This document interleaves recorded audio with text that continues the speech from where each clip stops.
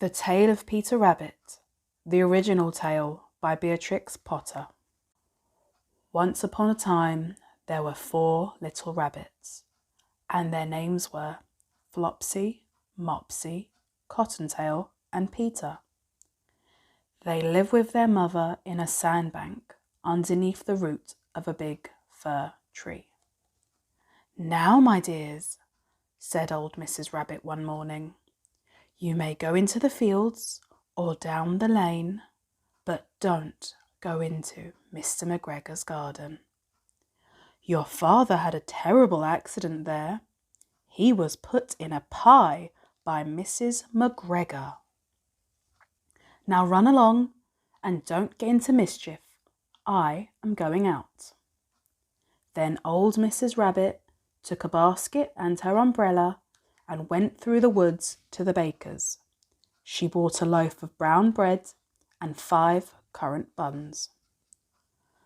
Flopsy, Mopsy, and Cottontail, who were good little bunnies, went down to the lane to gather blackberries. But Peter, who was very naughty, ran straight away to Mr. McGregor's garden and squeezed under the gate. First he ate some lettuces and some French beans, and then he ate some radishes. And then, feeling rather sick, he went to look for some parsley.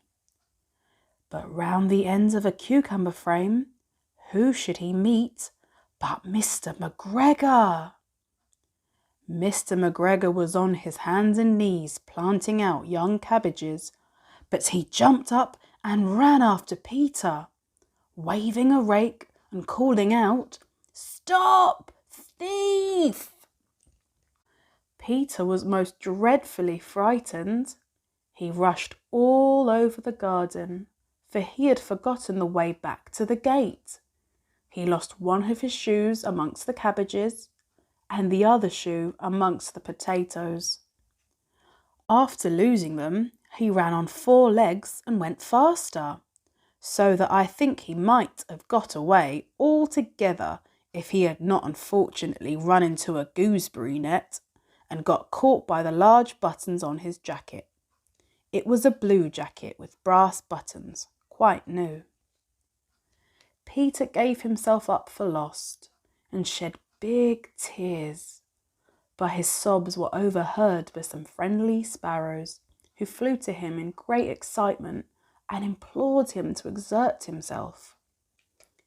Mr. McGregor came up with a sieve which he intended to pop over the top of Peter, but Peter wriggled out just in time, leaving his jacket behind, and rushed into the tool shed and jumped into a can.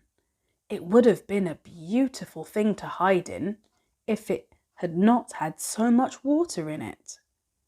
Mr. McGregor was quite sure that Peter was somewhere in the tool shed, perhaps hidden underneath the flower pot. He began to turn them over carefully, looking under each. Presently, Peter sneezed. "Ka-choo!"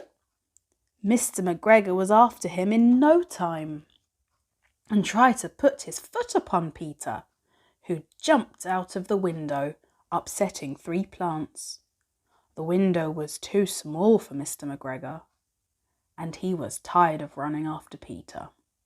He went back to his work. Peter sat down to rest. He was out of breath and trembling with fright. He had not the least idea which way to go. Also, he was very damp with sitting in that can. After a time, he began to wander around, going lippity-lippity, not very fast, and looking all round. He found a door in a wall. It was locked, and there was no room for a fat little rabbit to squeeze underneath. An old mouse was running in and out over the stone doorstep, carrying peas and beans to her family in the wood. Peter asked her the way to the gate, but she had such a large pea in her mouth that she could not answer. She only shook her head at him. Peter began to cry. Then he tried to find his way straight across the garden, but he became more and more puzzled. Presently he came to a pond where Mr McGregor filled his water cans. A white cat was staring at some goldfish. She sat very, very still, but now and then the tip of her tail twitched as if it were alive. Peter thought it best to go away without speaking to her. He had heard about cats from his cousin, little Benjamin Bunny. He went back towards the tool shed, but suddenly, quite close to him, he heard the noise of a hoe. Scritch, scratch, scratch, scratch. Peter scuttered underneath the bushes. But presently, as nothing happened, he came out and climbed upon a wheelbarrow and peeped over. The first thing he saw was Mr McGregor hoeing onions. His back was turned towards Peter, and beyond him was the gate. Peter got down very quietly off the wheelbarrow and started running as fast as he could along a straight walk behind some blackcurrant bushes. Mr McGregor caught sight of him at the corner, but Peter did not care. He slipped underneath the gate and was safe at last in the woods outside the garden. Mr McGregor hung up the little jacket and the shoes for a scarecrow to frighten the blackbirds. Peter never stopped running or looked behind him till he got home to the big fir tree. He was so tired that he flopped down upon the nice soft sand on the floor of the rabbit hole and shut his eyes. His mother was busy cooking.